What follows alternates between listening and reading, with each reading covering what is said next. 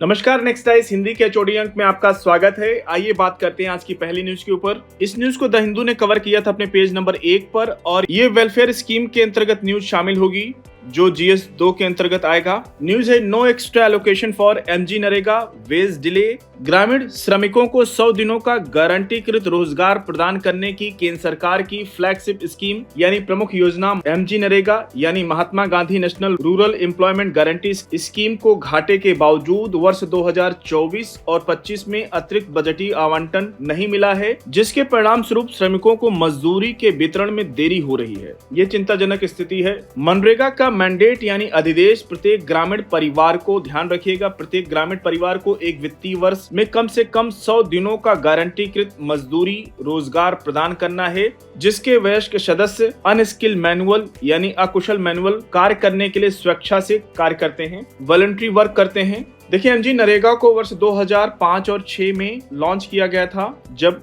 UPA government थी और right to work दिया गया था।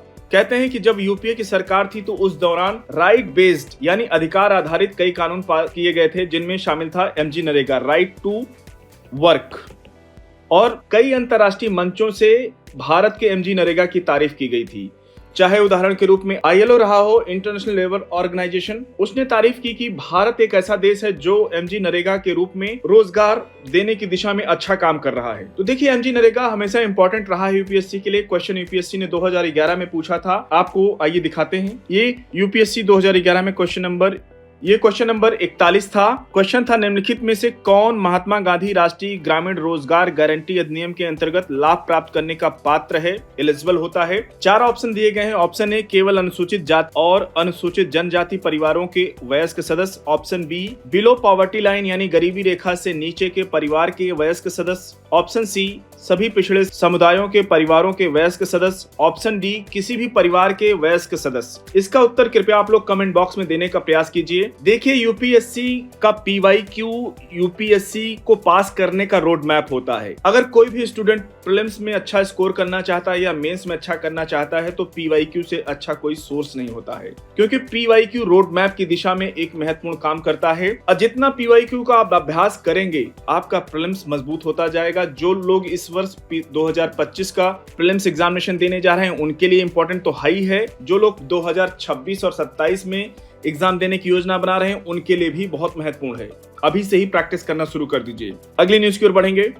इस न्यूज को इंडियन एक्सप्रेस ने कवर किया था अपने पेज नंबर 12 पर और ये ज्योग्राफी सेक्शन की न्यूज है जो GS पेपर 1 के अंतर्गत शामिल होगी। न्यूज ये है कि व्हाई ट्रंप वांट्स ग्रीनलैंड। अमेरिकी राष्ट्रपति डोनाल्ड ट्रंप ने डेनमार्क के कंट्रोल वाले स्वायत्त क्षेत्र ग्रीनलैंड को हासिल करने में अपनी कंट्रोवर्शियल इंटरेस्ट यानी विवादास्पद रुचि दोहराई है। ग्रीनलैंड दुनिया का सबसे बड़ा द्वीप यानी आइलैंड है, उत्तरी अटलांटिक महासागर में स्थित है। ये आप इसकी लोकेशन देख सकते हैं। इसकी राजधानी रेकजिक है। बेफिन की खाड़ी के लोकेशन को देख सकते हैं। उत्तर पश्चिम में कनाडा, उत्तर पूर्व में आर्कटिक ओशन से घिरा हुआ है।